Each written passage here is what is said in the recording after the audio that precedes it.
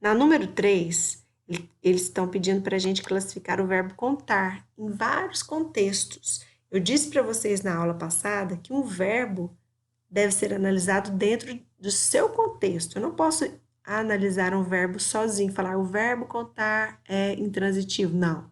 Eu tenho que analisar o verbo contar dentro de que contexto? Dentro de tal contexto ele é intransitivo, de outro ele é transitivo direto, de outro ele é transitivo direto e indireto. Então, temos que analisar todos os verbos dentro de um contexto, ok?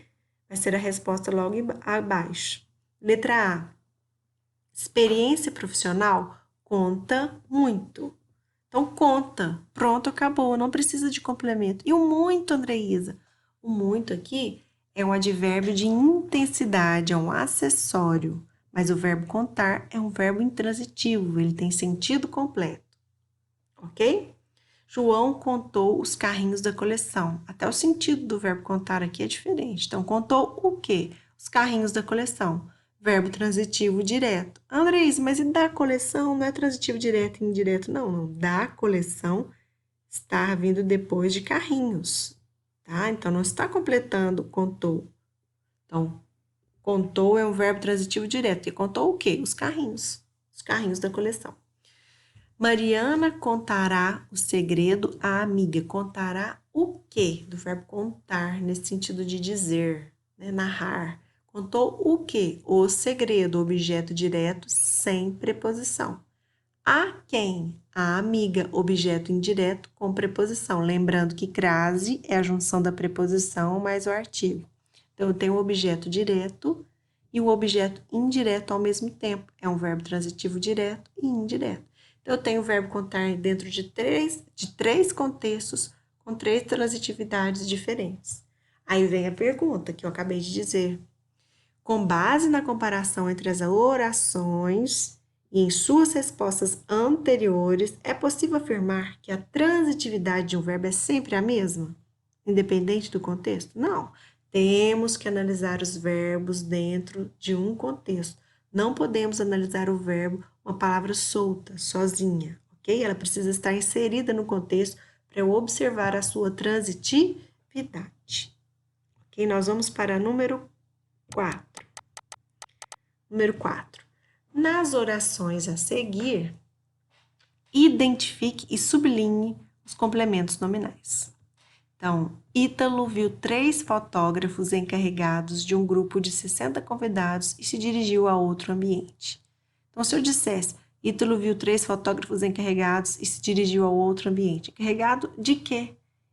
Então, encarregado de um grupo de 60 convidados. De um grupo de 60 convidados é um complemento nominal do adjetivo encarregados. O adjetivo encarregados não tem sentido completo sem o seu complemento nominal. Ele se faz necessário para o encarregados ter sentido completo. Então, de um grupo de 60 convidados, é um complemento nominal. Está vindo depois do adjetivo encarregados. Letra B. A fotógrafa-chefe percebeu a necessidade de mais um ajudante e indicou um candidato. Se eu dissesse, a fotógrafa-chefe percebeu a necessidade e indicou um candidato, você falaria, necessidade de quê? Precisa desse complemento. Esse complemento é necessário para que a necessidade tenha sentido completo. E necessidade é um substantivo. Encarregados é um adjetivo e necessidade é um substantivo. De mais um ajudante é um complemento nominal. Número 5. Em relação à função sintática, classifique as expressões destacadas. Andreísa, o que é função sintática? Então, nós temos a função morfológica, que é a classe gramatical. Eu sei que o substantivo tem a função de dar nome, o adjetivo tem a função de dar característica, o advérbio tem a função de indicar circunstância de tempo, lugar, modo. Essas são as funções da classe gramatical. É a função morfológica. A função sintática é qual a função da palavra dentro da oração. A palavra está tendo a função de sujeito? Essa palavra está tendo a função de objeto? Está tendo a função de verbo? Está tendo a função de complemento nominal? De núcleo do sujeito? Qual que é a função sintática? Ou seja, qual é a função dessa palavra dentro da oração? Então, na letra A, gostamos muito do seu projeto fotográfico. Do seu projeto fotográfico, está completando o verbo gostamos. Gostamos de quê? Do seu projeto fotográfico. Então, do é a junção de mais o. De mais o. Então, se tem preposição, é o objeto indireto. Completou o verbo transitivo indireto. Do seu projeto fotográfico é um objeto indireto. Completando o verbo. Larissa adora tirar selfies o dia inteiro.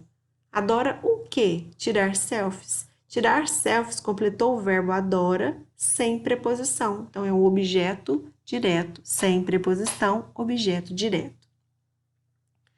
Tenho vários conhecimentos de técnicas fotográficas.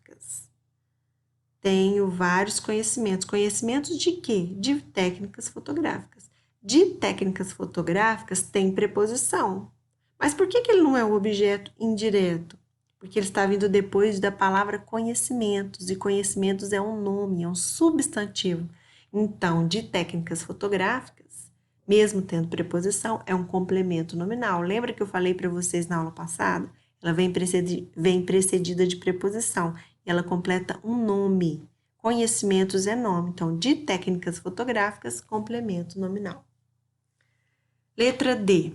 O médico viajou feliz. Opa, aqui nós temos um predicado verbo nominal. Vocês conseguem ver isso? O médico, sujeito. Viajou, verbo significativo. Feliz, predicativo do sujeito, ou seja, está dando característica ao médico. Se eu tenho um verbo significativo e um predicativo, uma característica do sujeito, eu tenho um predicado verbo nominal. Feliz é predicativo do sujeito, ou seja, está dando característica para o médico, para o sujeito. Ok? E a última, a número 6, é para a gente classificar em OD os objetos diretos, ou seja, complementos sem preposição. OI, os objetos indiretos, complementos com preposição. E o CN, o complemento nominal, com preposição também, mas que vem depois de um nome. Por isso ele chama complemento nominal. Ele vem depois de um nome. O objeto direto é bem próximo do complemento nominal. Os dois têm preposição, só que o objeto indireto vem depois de um verbo e o complemento nominal vem depois de um nome. Vamos lá? André almeja um curso de fotografia. Almeja o quê? Um curso de fotografia. Entre o verbo almeja e o seu complemento, nós não temos preposição. Sem preposição, o objeto é direto.